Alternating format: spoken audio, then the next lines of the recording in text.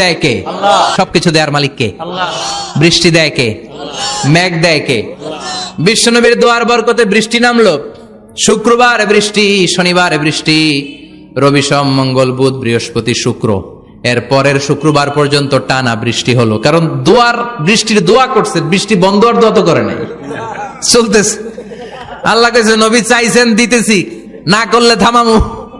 সুবহানাল্লাহ কইবেন না? বৃষ্টি হইতে হইতে মদিনায় বন্যা, মরুভূমির দেশ, কি পরিমাণে হেভি রেইনফল হলে মরুতে বন্যা হয়। সুবহানাল্লাহ পড়বেন না? আবার বিশ্বনবী পরের জুমাবারে খুতবা দিচ্ছেন, ওই সাহাবী এসে হাজির, এসে বলে, ও নবী, আর বৃষ্টির দরকার নাই। যে বৃষ্টির দোয়া করতে বলেছিল সে এসে বলে, আর কিসের দরকার নাই? চিল্লায় বলেন, কিসের দরকার নাই? ও নবী, আর বৃষ্টির দরকার নাই, এবার বৃষ্টি বন্ধের দোয়া করেন। বিশ্বনবী আবার হাত তুলে বললেন, আল্লাহুম্মা হাওয়ালাইনা ওয়ালা আলাইনা, মানে আল্লাহ আপনি বৃষ্টি দেন, তবে এই এলাকায় না, ডানে বায়ে সামনে পেছনে চারদিকে দেন। সাহাবীরা মসজিদ থেকে বের হয়ে দেখে মদিনার চারদিকে এরকম গোল একটা চাকতি, এই চাকতি দিয়ে নীল আকাশ দেখা যায়, আর ডানে বায়ে সামনে পেছনে প্রচন্ড ঝড় ঝন্ডার বৃষ্টি। মদিনার আকাশে এক ফোঁটাও বৃষ্টি নাই। চিল্লা এখন সুবহানাল্লাহ। এগুলো হচ্ছে বিশ্বনবীর খুতবার বরকত। 500টা খুতবা দিয়েছেন, এজন্য খতিব সাহেবরা ভালো করে খুতবা দেওয়ার দরকার আছে না নাই? আল্লাহ বললেন, ইযা নুদিয়া লিস-সালাতি মিন ইয়াউমিল জুমআতি ফাসআউ ইলা যিকিরিল্লাহি ওয়া যারুল বাই। জুমার আযান যখন হয়ে যায়, জুমার নামাজ পড়তে যাও, বেচা কেনা বন্ধ করে দাও। কার কথা? আল্লাহর। Close the shop, shut down the shop, close the market. Market বন্ধ, দোকানের শাটার নামাও, ক্যাশ বক্সে তালা ঝুলাও, ব্যবসা প্রতিষ্ঠান মার্কেট সবগুলো বন্ধ করে একজনের জিকিরের দিকে ছোটবা। তিনি কে? আল্লাহ। অল্প 1-1.5 ঘন্টার জন্য যদি ব্যবসা বন্ধ রাখেন, পরে যখন আবার দোকান খুলবেন, জুমার বরকতে ব্যবসা বাড়িয়ে দিতে পারে কে? এরপর আল্লাহ বললেন, ফাইদা কুদিয়াতিস সালাতু ফান্তাশিরু ফিল আরদি ওয়াবতাগু মিন ফাদলিল্লাহ ওয়াযকুরুল্লাহা কাসীরান লাআল্লাকুম তুফলিহুন। যখন নামাজ শেষ হয়ে যায়, ফাইদা কুদিয়াতিস সালাতু ফান্তাশিরু ফিল আরদ, জুমার নামাজ যখন শেষ হয়ে যায়, জামাতের নামাজগুলো যখন শেষ হয়ে যায়, ফান্তাশিরু ফিল আরদ, জমিনে ছড়িয়ে যাও, ওয়াবতাগু মিন ফাদলিল্লাহ, আল্লাহর কাছ থেকে ফদল তালাশ করো, মানে রিজিক তালাশ করো। কার কথা? আল্লাহ। নামাজ শেষ মসজিদে থাকবেন? কই যাবেন? কথা কোন, জোরে কোন। নামাজের সময় ঢুকবেন কই? নামাজ শেষে যাইবেন কই? আবার বলেন, আজান হলে ঢুকবেন কই? আজান শেষ, নামাজ শেষ, যাবেন কই? কুদিয়াতিস সালাহ ফান্তাশিরু ফিল আরদ, এটা হচ্ছে ইসলামের বিধান। মসজিদে গোল হয়ে বসে থাকার কোনো বিধান নাই। শুধু মুরব্বী যারা, কাজ নাই, ফ্যামিলিরে দেওয়ার কিছু নাই, অবসর সময়, অঢেল সময় মসজিদে বসে তেলাওয়াত করেন, জিকির করেন, সমস্যা নাই। কিন্তু যুবক যারা, নামাজের পরে সমাজকে উপহার দিবা, রাষ্ট্রকে অনেক কিছু উপহার দেওয়ার আছে, তোমার ফ্যামিলির প্রতি অনেক দায়িত্ব আছে, কর্মক্ষম কেউ নামাজের পরে মসজিদে অলস সময় কাটানো যাবে না। বিধানটা কার? ওমর ফারুক মসজিদে নববীর ইমাম, জোহরের নামাজের ইমামতি করলেন, বের হয়ে আসলেন, দেখেন মসজিদের বারান্দায় ইয়ামান থেকে আসা কিছু লোক গোল হয়ে বসে বসে জিকির করে। কি করে? মনোযোগ নাই? কি করে? জিকির করে। উনি চলে গেলেন, আসরের সময় আবার ইমামতিতে আসলেন, আসরের সালাত পড়িয়ে চলে যাচ্ছেন, আবার দেখে গোল হয়ে জিকির করে ওই দল। মাগরিবের নামাজে ইমামতি করলেন, চলে যাওয়ার সময় দেখে সবাই যায়, এরা যায় না, গোল হয়ে বসে বসে জিকির করে আর তাসবিহ পড়ে। এবার ওমর ফারুক বললেন, আসসালামু আলাইকুম। সবাই বলে, ওয়ালাইকুম আসসালাম। মান আনতুম, তোমরা কারা? কয়, নাহনু আল মুতাওয়াক্কিলুনা আলাল্লাহ, আমরা আল্লাহর উপর তাওয়াক্কুল করছি। তো তাওয়াক্কুল করে যে বসে আছো, তোমাদের ফ্যামিলি নাই, ছেলে মেয়ে নাই, দায় দায়িত্ব নাই, সমাজকে উপহার দেওয়ার মতো কিছু নাই, আর তোমরা যে বসে আছো 3টা বেলা, খাইলা কোত্থেকে? না রোজাদার। ইয়ামানি লোকগুলো বলে, না রোজা রাখি নাই, খাইছি। ওমর বলল, বড় আল্লাহর ওলি খানা করতে আইছে। আমাদের জিকির আর বুজুর্গি দেখে আশেপাশের লোকজন খানা দিয়া গেছে। ওমরে ফারুক বলে, তাইলে তো তোমরা মিথ্যাবাদী, তোমরা মুতাওয়াক্কিলুনা আলাল্লাহ নও, তোমরা আল্লাহর উপর তাওয়াক্কুল করনি, তোমরা হচ্ছ আল মুতাওয়াক্কিলুনা বা'দুকুম বা'দা, একে অপরের উপর নির্ভরশীল। যারা খানা দিয়ে যায় এদের উপর তোমরা নির্ভরশীল। তোমরা জিকির করার তাকায় থাকো, বাটি আসে কোন দিক দিয়া, খাবারের প্লেট আসে কোন দিক দিয়া, জোরে কোন ঠিক কিনা? আল্লাহর উপর তাওয়াক্কুল এটা নয়। আনতুমুল মুতাওয়াকিলুন বা'দুকুম বা'দা, এখনই মসজিদ থেকে বের হয়ে যাও। এরপরে কোনদিন নামাজের পর গোল হয়ে বসে থাকতে দেখলে পিটায়া মসজিদ থেকে তাড়াবো। এটা হচ্ছে ইসলামের বিধান। চিল্লা এখন ঠিক কিনা? ফান্তাশিরু ফিল আরদ, নামাজের পরে কৃষক চলে যাবে মাঠে, ব্যবসায়ী চলে যাবে শপিং মলে, মেম্বার অব দ্য পার্লামেন্ট চলে যাবে সংসদে, সেনা সদস্যরা ঢুকে যাবে ক্যান্টনমেন্টে। চিল্লা এখন ঠিক কিনা? যার যেইখানে দায়িত্ব পালন করার জন্য ছোট, মসজিদে বসে থাকা যাবে? কোন যুবক মানুষ, কর্মক্ষম মানুষ নামাজের পরে মসজিদে বসে বসে জিকির করা যাবে? নামাজে তো সবচেয়ে বড় জিকির, কামাই করা লাগবে না? মেয়ে কোথায় গেল, ছেলে কোথায় গেল, ফ্যামিলির খোঁজ খবর নেওয়ার দরকার আছে না নাই? চিল্লায় বলেন আছে না নাই?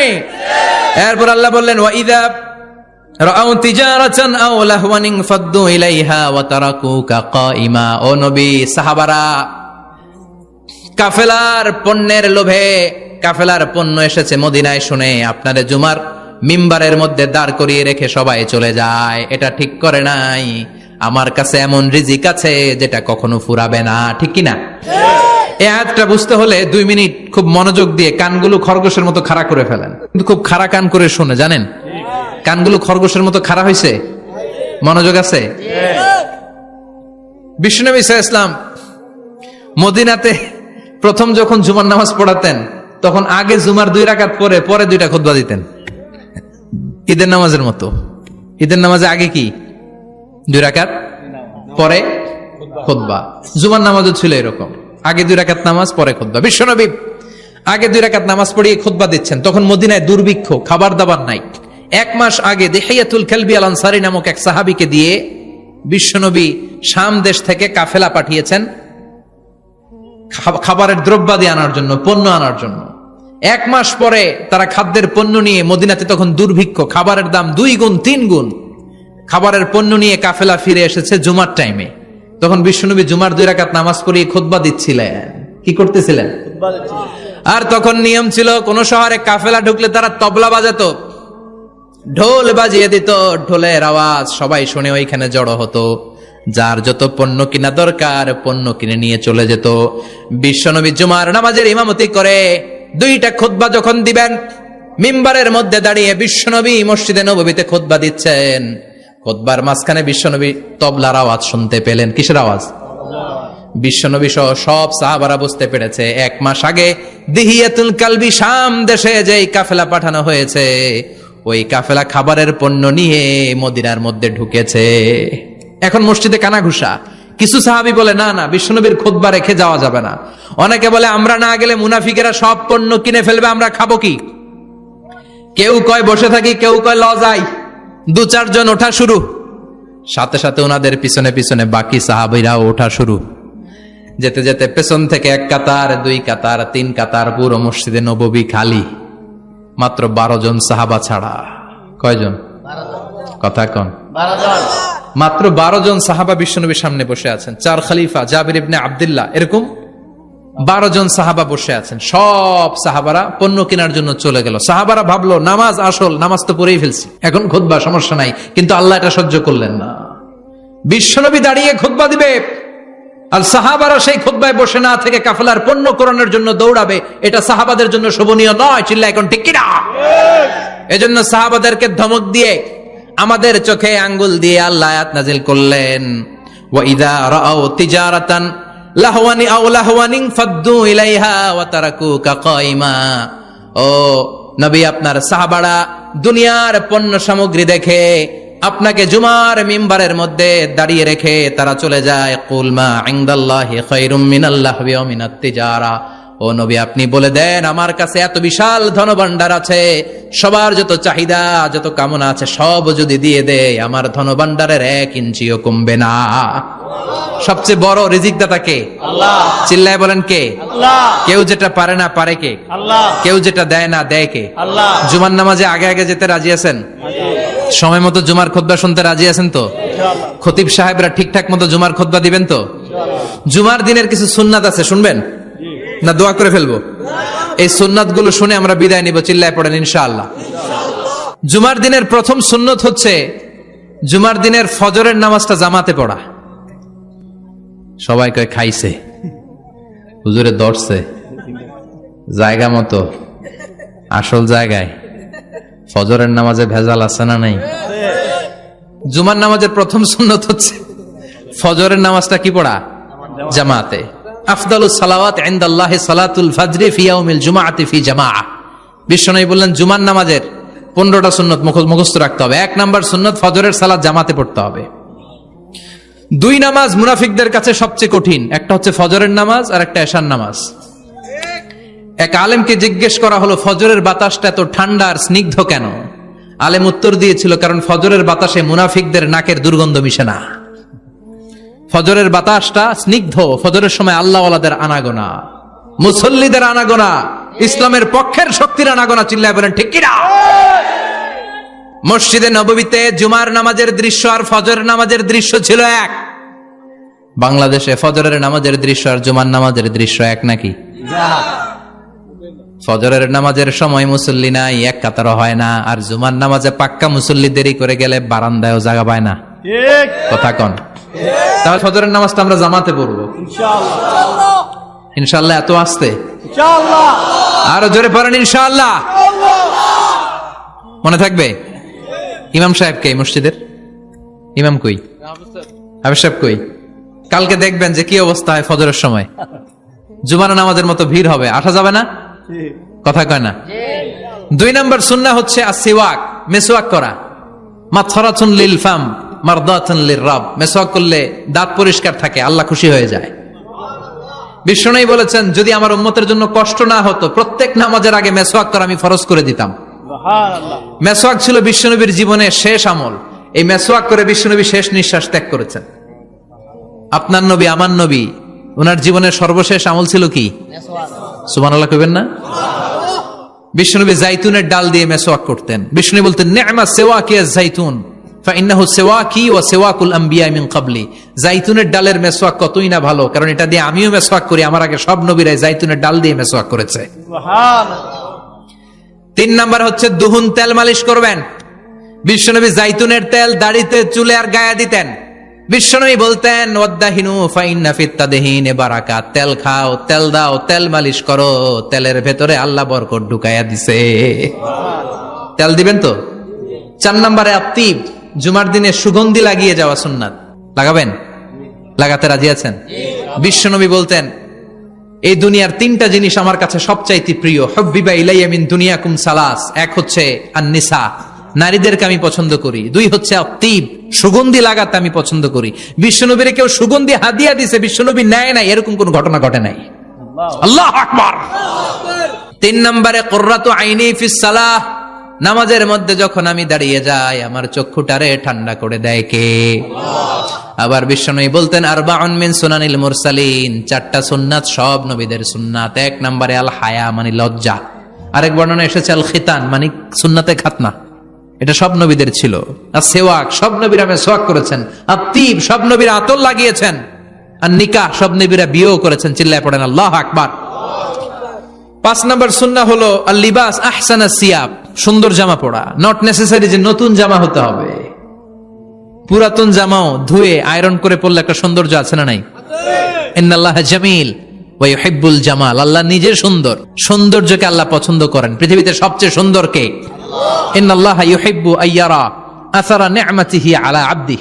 আল্লাহ তার বান্দার উপর তার নেয়ামতের ছিটেফোঁটা দেখতে চান। আপনি যদি ধনী হন দামি জামা পরবেন, সুন্দর জামা পরবেন। অনেকে আছে অনেক ধনী, কিপটুসের মতো সিরা জামা পরে, আছে না নাই?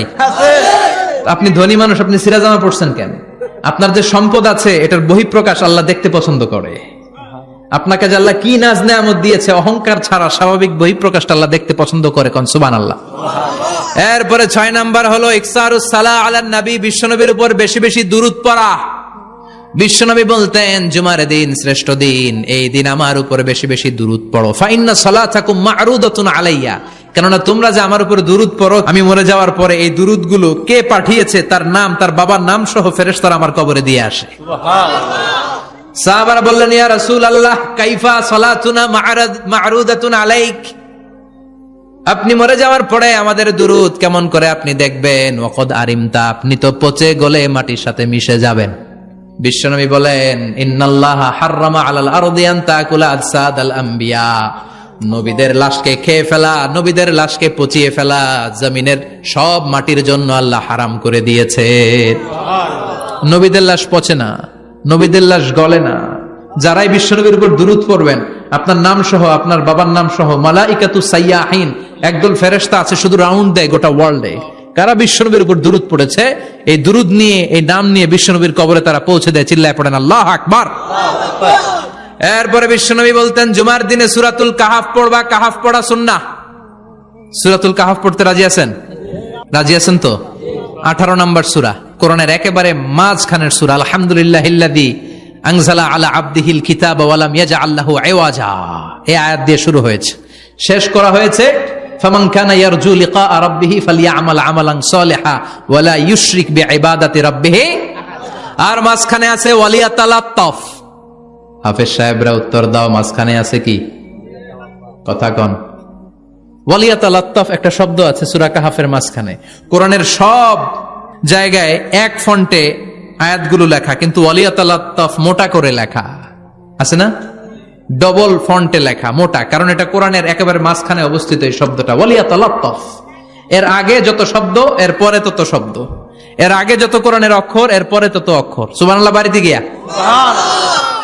বিশ্বনবী বললেন, সূরাতুল কাহাফ যে তেলাওয়াত করবে ইয়াকুনু লাহু নূর, এই সূরাতুল কাহাফ কিয়ামতের দিন তার সামনে বিশাল একটা আলো হয়ে আসবে।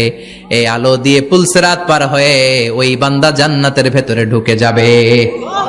আবার বিশ্বনবী বলেন, যারা সূরাতুল কাহাফের প্রথম 10 আয়াত তেলাওয়াত করবে জুমার দিন, শেষের 10 আয়াত যারা জুমার দিন তেলাওয়াত করবে, দাজ্জালের ফিতনা থেকে তাদেরকে মুক্ত রাখবে কে? সুবহানাল্লাহ পড়বেন না? সূরাতুল কাহাফ দিয়ে সকাল শুরু করতে রাজি আছেন? সবাই রাজি? এরপর আত-তাবকির ইলাল মসজিদ, মসজিদে আগে আগে যাওয়া সুন্নাত। আগে যিনি যাবে উনি কি পাবে? তারপরে গরু, তারপরে বকরি, তারপরে মুরগি, মুরগির পরে ডিম না আন্ডা? আন্ডা। আল মাশিউ আলাল ইকদাম, বিশ্বনবী বললেন হেঁটে হেঁটে জুমার নামাজে যাওয়া সুন্নাহ। রিকশা, হুন্ডা, সাইকেল, সিএনজি দিয়ে গেলেও হবে, কিন্তু হেঁটে হেঁটে গেলে সওয়াব বেশি না কম? প্রতি কদমে কদমে আমলনামায় সওয়াব দিয়ে দিবে কে? এরপরে বিশ্বনবী বললেন, আদামু তাখাত্তি রিকাবান নাস, মানুষের ঘাড় ডিঙ্গিয়ে সামনে না যাওয়া সুন্নাহ। অনেকে জুমার দিন আসে, সবার শেষে বসতে চায় সামনে, এরকম ডাকাইত আছে না নাই? বিশ্বনবী জুমার খুতবা দিচ্ছেন, হঠাৎ এক সাহাবী সব সাহাবীর ঘাড় ডিঙ্গিয়ে ডিঙ্গিয়ে সামনে আসতেছে বুলেটের মতো।